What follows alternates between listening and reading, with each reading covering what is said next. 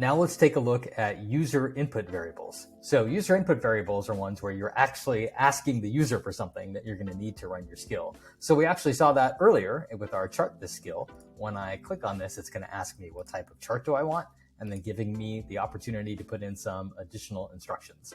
And so that's user input variables. And so let's take a look at how those are built. So I'm going to go to the skills tab and I'm going to make a new skill, and I'm going to call it repeat this because we're just going to ask the LM to repeat after us. And then I'm going to paste in one that I've already written and we can take a look at it. Okay, so repeat after me.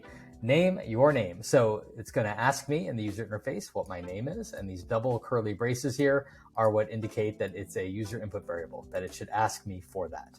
And then pineapple on pizza. So is pineapple on pizza a good thing? That's the question I'll see in the user interface. And then if I put some things in parentheses after that, those will be the options that I have. And right now they're separated by a single pipe character. Pipe is the character above the backslash on the keyboard. And that means the user has to pick one of these choices, only one. So yes or no.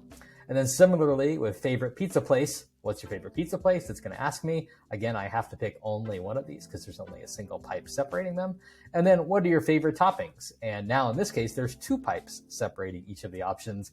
And that means that I can pick multiple of those options. So now if we run this, let's give it a try. It's going to ask me what my name is. My name is Rajat. Is pineapple on pizza a good thing? Yes.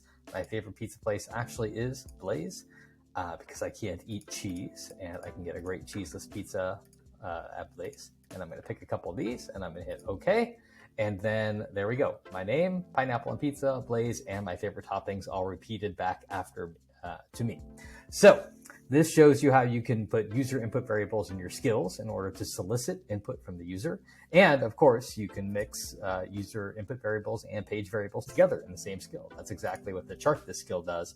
It takes the page data to create the chart, but then asks the user what kind of chart that they want and asks for any additional instructions.